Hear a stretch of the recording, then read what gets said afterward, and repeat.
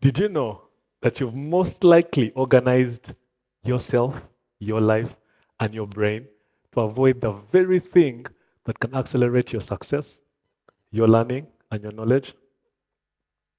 I'm right. And I'm going to show you how. How many of us here in the room, by show of hands, have heard about error-related um, nervousness? Anyone? Anyone? Come on, guys, work with me. No one. Right. So neuroscientists tell us that there's a part of your brain that's activated specifically when you're wrong than when you're right. Which means that you're most likely to learn something when you've made a mistake than when you've gotten it right. That means that if you are able to track all the moments of your life when you are wrong and simulate these moments, you would have, in fact, learned more in those moments than when you are actively seeking to learn. And that's a paradox, right?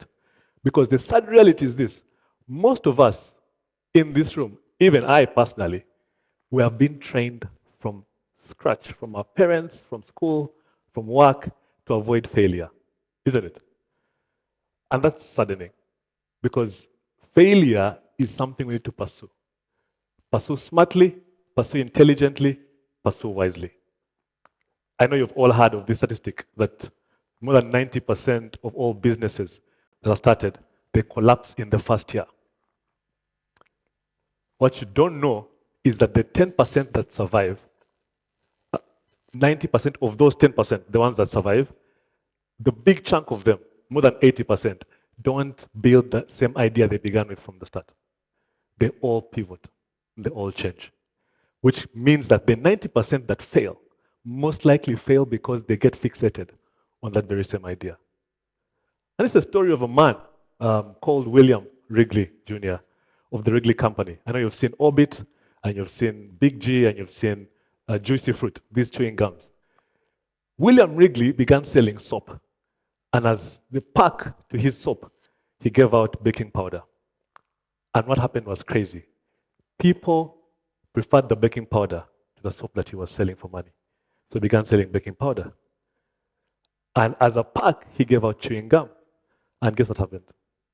People preferred the chewing gum.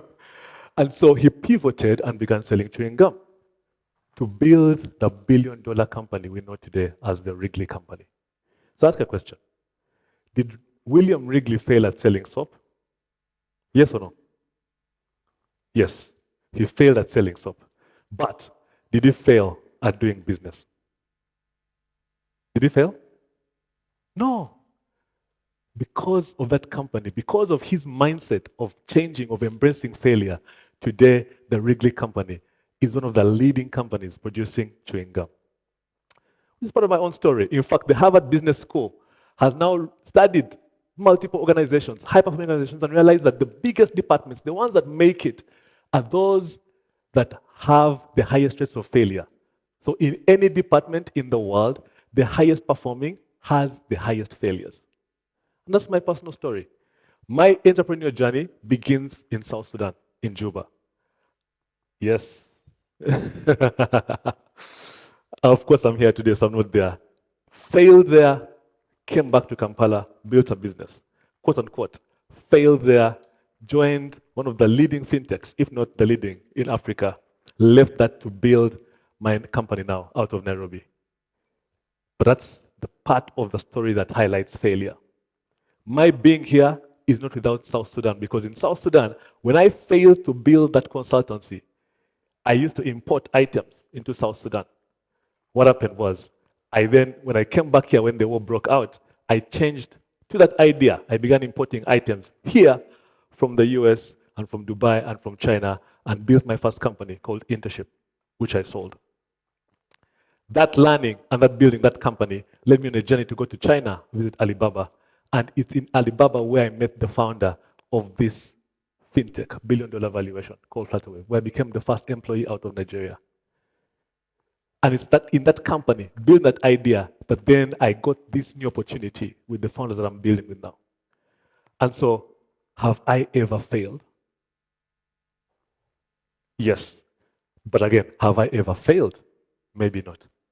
because all those moments led me to where I am today. And so I'm here to demystify failure. I'm here to encourage you to fail. I'm here to tell you that yes, you should fail because failure refines. To tell you to fail intelligently because intelligent failure, it builds strength and resilience. I'm here to tell you to fail quickly because failing quickly accelerates and brings clarity. And so the art of failing, because failing can be hard as well, right? It's not all glamorous. But failing, what it does is the difficulty of failing molds your ego, touches your ego and your weak spots. And that's important because there is no man who has done exploits who has been in their comfort zone. So the art of failing is this. It's failing intelligently. Because when you fail intelligently, here's what happens. You not only fall fast, but you build stronger. So fail quickly, fail intelligently. Thank you.